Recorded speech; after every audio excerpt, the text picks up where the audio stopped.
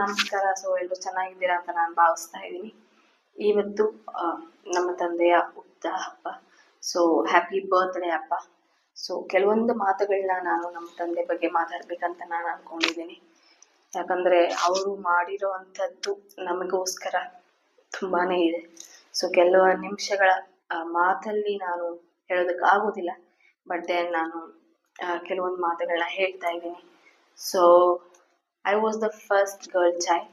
ಆದರೆ ನಾನು ದೊಡ್ಡ ಮಗಳು.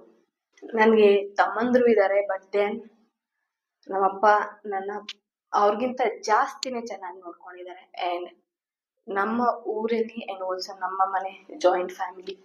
ಅಲ್ಲಿ ನಾನು ಫಸ್ಟ್ ಹುಡುಗಿ ಇಂಗ್ಲೀಷ್ ಮೀಡಿಯಂ ಅಲ್ಲಿ ಓದೋದಕ್ಕೆ.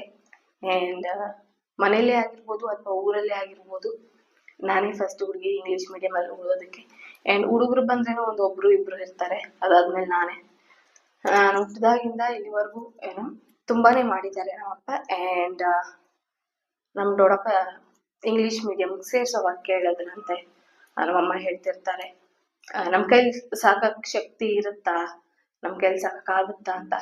ಬಟ್ ನಮ್ಮಪ್ಪ ಆಗ ಹೇಳಿದ್ದೇನಂದ್ರೆ, ನನಗ್ ಬಂದಿದ್ ಕಷ್ಟ ನನ್ ಮಗಳಿಗೆ ಬರಬಾರ್ದು ಅಂತ ಅವ್ರು ನನ್ನ ಇಂಗ್ಲಿಷ್ ಮೀಡಿಯಂ ಅಲ್ಲಿ ಹಾಕಿದ್ರು. ನನ್ನ ಕಸಿನ್ಸ್ ಎಲ್ಲ ಕನ್ನಡ ಮೀಡಿಯಂ ಅಲ್ಲೇ ಓದಿದ್ದು. ಅವ್ರು ಬಿದ್ದಿದ್ ಕಷ್ಟ ನಾನು ನೋಡ್ತಾ ಇದ್ದೆ. ನಾನು ಚೆನ್ನಾಗಿ ಓದ್ತಾ ಇದ್ದೆ.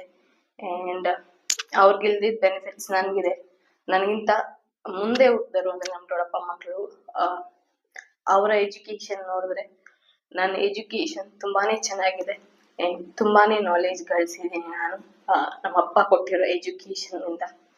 ಆ್ಯಂಡ್ ಆವತ್ತು ನಮ್ಮಪ್ಪ ನನಗೆ ನಾಲೆಜ್ ಗಳಿಸ್ಕೊಳ್ಳಿ ಅಥವಾ ನನ್ನ ಮಗಳು ಇಂಗ್ಲಿಷ್ ಮೀಡಿಯಂ ಅಲ್ಲಿ ಓದಿ ಏನಿತ್ತೋ ಅವ್ರ ತಲೆಯಲ್ಲಿ ಗೊತ್ತಿಲ್ಲ.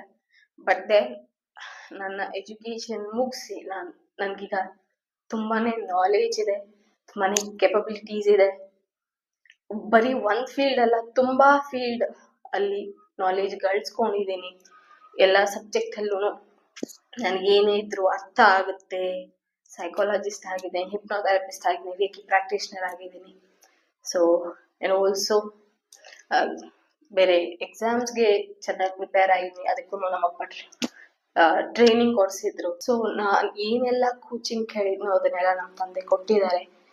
ಆ್ಯಂಡ್ ಎಕ್ಸಾಮ್ ಇನ್ನೂ ಪಾಸ್ ಆಗಲಿಲ್ಲ. ಬಟ್ ದೆನ್ ನಾನು ನನ್ನ ಕರಿಯರ್ನ ಸೈಕಾಲಜಿಸ್ಟ್ ಆಗಿ ನಡ್ಸ್ಕೊಂಡು ಹೋಗ್ತಾ ಇದ್ದೀನಿ, ಹಿಪ್ನೋಥೆರಪಿಸ್ಟ್ ಆಗಿ, ರೇಕಿ ಪ್ರಾಕ್ಟೀಷನರ್ ಆಗಿ ನಡ್ಸ್ಕೊಂಡು ಹೋಗ್ತಾ ಇದ್ದೀನಿ.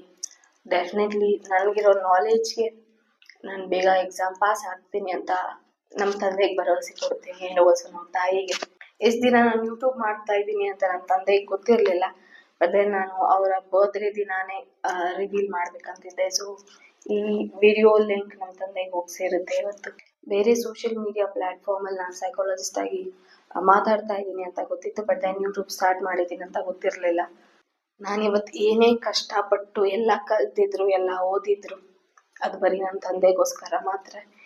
ಆಲ್ಸೋ ಸಬ್ಕಾನ್ಷಿಯಸ್ ಮೈಂಡ್ ಅಲ್ಲಿ ನಾವು ಹಿಪ್ನೋಥೆರಪಿ ಮಾಡ್ಬೇಕಾದ್ರೆ, ನಮ್ಮನ್ನ ಹಿಪ್ನೋಟೈಸ್ ಮಾಡಿದಾಗ ಅಲ್ಲಿ ನಮ್ಗೆ ಯಾವ್ದಾದ್ರು ಒಬ್ಬ ವ್ಯಕ್ತಿ ಅಂದ್ರೆ ಒಬ್ರಿಗೋಸ್ಕರ ನಾವು ಬದುಕ್ತಾ ಇದ್ವಿ ಅಥವಾ ಒಬ್ರಿಗೋಸ್ಕರನೇ ನಾವು ಇಷ್ಟು ಕಷ್ಟ ಬೀಳ್ತಾ ಇದೀವಿ, ಯಾಕೆ ನೀನು ತುಂಬಾ ಕಷ್ಟ ಬೀಳ್ತಾ ಇದೀಯ ಅಥವಾ ಓದ್ತಾ ಇದ್ದೀರಾ, ಯಾರು ನಿಮ್ಮ ಮೋಟಿವೇಶನ್ ಅಥವಾ